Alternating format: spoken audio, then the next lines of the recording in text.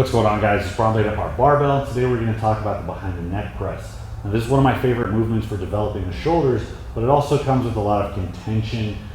People seem to think that it works counter to how the shoulder joint is supposed to be moved and loaded, and that it can potentially cause a bunch of issues down the road if you are not careful or if you are continuously pushing effort and load over time. If I was starting behind the neck presses from scratch, I actually haven't done this as a working exercise in quite a while. I did it a lot early on in my lifting career. If I was to start back in, I would not go to my normal strict pressing weights. I would start with something manageable like this. This is a manageable weight. I could do a lot of reps with it, but the awkwardness of the movement means that at this moment right now, it's not a great idea for me to go in. So I would give myself a ramp to run up, even though I have familiarity with this exercise. So I would take a weight like this, which to the front, I mean, I've strict pressed 135 instead of 30 before. So behind the neck, there's no doubt in my mind I could do 15 or 20, but I might be getting a little sloppy. I might be getting out of position, and I'm not quite sure that I have the same mobility that I have. So if I'm using myself as a guinea pig, I would start like this week one, relatively lightweight, something that's comfortable, and I would do a few sets of 8. And I'm gonna determine over the course of the week how I recover, if that's something that caused any issues, or if I'm good to continue on to the next logical jump. The next week I would add a marginal amount of weight, and I would give myself probably 5 or 6 weeks before I even got to something that was challenging, just to make sure that I've checked all those boxes, just to make sure that I am stable and I am handling the range very well. So with setup, I usually grab the bar about right here. I usually put the crease of my thumb at the edge of the smooth right here, and that's where I do my presses to the front. I actually like going just a bit wider, not crazy wide, but I'll get my pinky on the ring. It's comfortable for me. Some of you long-limbed guys might find you're comfortable going a little wider. That's okay, just as long as you're still in a stable position where you're under control and where your leverages line up well, to where you're not working into some obvious weakness. From here, I like to start to the front, start at the top. Now I'm gonna squeeze my glutes, I'm gonna bring my ribs down, and I'm gonna push my head forward just enough to make sure that I'm not in an excessive cervical flexion.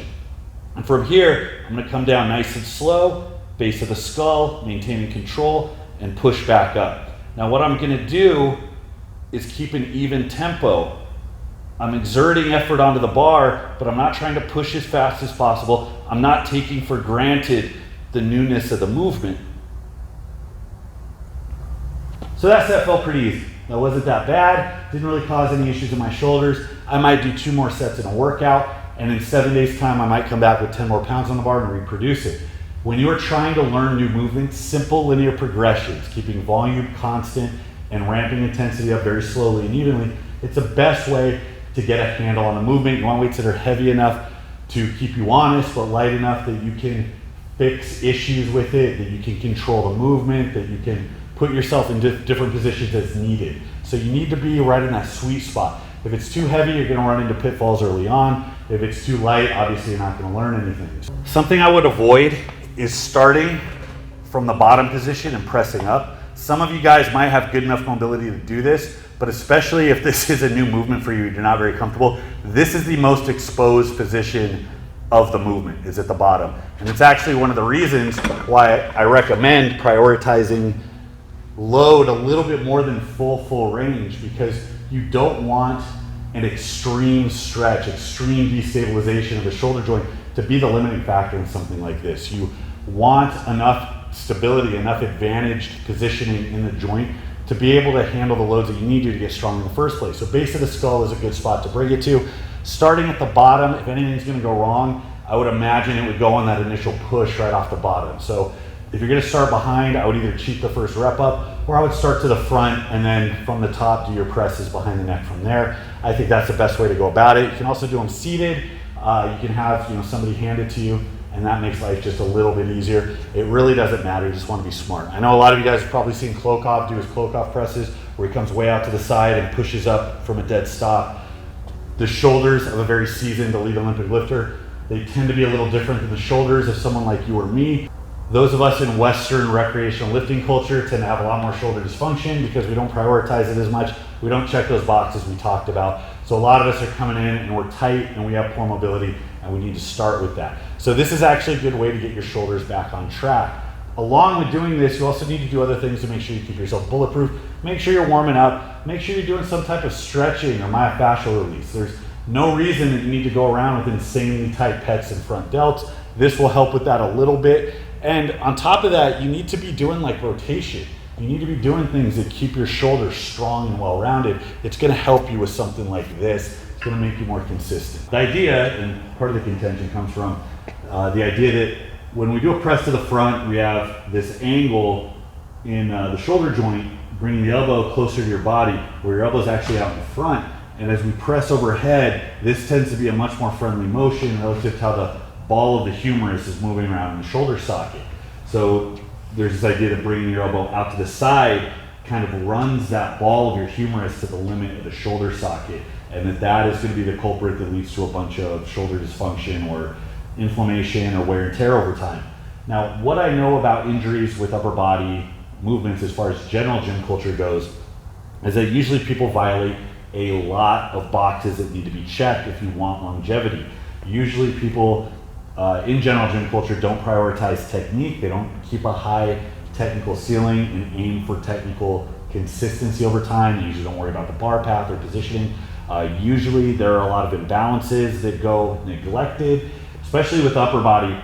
Everybody loves to press, press, press. So the front delts and pecs become very tight. You get internal rotation, and the antagonists and the stabilizers, your rear delts, your rotator cuff, the muscles of your upper back, that keep your scapula functioning well, they go by the wayside. That is a recipe for injury. In addition to that, you see a lot of people get reckless with their upper body work. How many times have you seen somebody try to go for a big bench PR and heave at the bottom, having their spotter pick up the slack the second they hit the wall? All of these practices are a recipe for disaster. You're gonna have a bad time if you run any of your compound movements this way, specifically something that loads the shoulder, which is a very complex joint. There's a lot of moving pieces there. So I maintain that most of the issues that people tend to have are gonna be a byproduct of one of those things. It's gonna be approaching a movement recklessly, with poor positioning, with lack of control, and bad stability. And that's ultimately gonna eat you up no matter what you're doing. So if we take that into account and we approach this with the mind that yes, we want to derive some benefit out of it, but we also don't want to eat ourselves up, I don't see why you would not be able to include this in your arsenal of movements that will develop you over time. And that's evident by a lot of the best benchers in history have been big proponents of behind the neck work. Ken Lane, Ted Arcidi, Ed Cohn. For any of you that follow Paul Carter, years back before he moved to like old man bodybuilding or whatever he's doing now, Paul Carter did a seated behind the neck press with like 365. That's a very impressive feat, and it's not surprising. Paul Carter actually had a pretty big set of delts on him, right? So behind the neck pressing does a couple things. If we assume that we can work with it in a way that's not getting your shoulders up, by having your elbow out to the side, we're putting the shoulders in a stretch position at the bottom. Not just the shoulders in general, but we're hitting the rear delts and the medial delts more than you would in the front. With a front press, this is the position your arm is in when you press. It's just your elbows flexed. So from this position, it's like a front raise, and that is the muscle that is doing the lion's share of the work in a press to the front. Now we do want strong front delts, but we also want the shoulder girdle as developed and well-rounded as possible. So by stretching, by having your elbow off to the side and putting the bar behind the neck in this position, we are stretching at the bottom and then contracting at the top. Now what that means is that at no point during the movement can blood effectively get in or get out, which means that with any amount of effort, this movement is a burner. If any of you guys have done high rep work with behind the neck presses, you know that it just fries your shoulders. It just obliterates them. Now, to avoid all of the issues we talked about early on, I don't want you guys just going in and doing a bunch of sets of 15 and 20 to where you're almost falling over. I want you guys trying to build some skill acquisition with this. So we build mobility first. We make sure you can get into a good position. We make sure that we can accommodate this range without any issue. Then we build stability. Endurance is the best way to build stability. Once we can get to a position, then we make sure that we can maintain that position and keep a high technical ceiling for longer periods of time. And then we aim to strengthen. So that sequence has to be abided by. And again, that applies to everything else we do. If you're not doing that with the other lifts, you're not going to be around very long anyways. So I recommend starting with a weight that allows you to be comfortable, that allows you to go through a full range of motion, and staying well short of failure with that. Pick an arbitrary rep count, 5, 8, 10, doesn't matter, and do a few sets where you're at like a 5 or 6 RP, where you're like nowhere near failure. And what I want you to do is just slowly build off that every week. Give yourself 6 or 8 weeks before you even get to a difficult set. That's going to give you plenty of time to establish if this is a movement you have trouble with, to build the mobility you need to accommodate the range, to build the stability you need to maintain position through that range of motion. And that will mean that you have established pretty well that this is a good movement for you that you can build off of and actually develop strength in. Ultimately, that's going to mean a more well-rounded shoulder girdle. It's going to mean better performance on a bench press. It's going to mean healthier shoulders for the rest of your lifting years. When we talk about other movements that put you in a similar position, you think like a very wide squat or sumo deadlift that similarly runs the socket of the, similarly runs the ball of the femur through its limit with respect to the hip socket. Anthropomorphy is going to play a role. There's going to be some of you that aren't going to like this movement. It's not going to feel good. It may actually violate the way that your shoulders are structured, which might disqualify it as being a good movement for you. It's important for you guys to have enough presence of mind to parse that out, to figure out if that's actually what's going on. It's okay to say there's other ways to skin a cat. This causes too many problems. I want to avoid it. There's nothing wrong with that.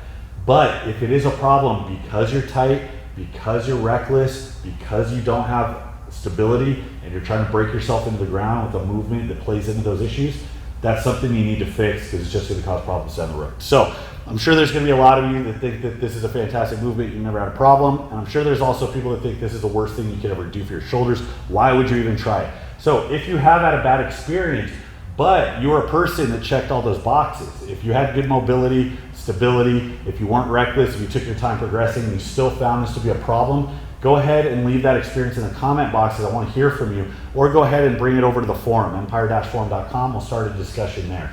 So thanks for watching, guys. Until next time, this is Bronwyn from Empire Barbell. I'll see you.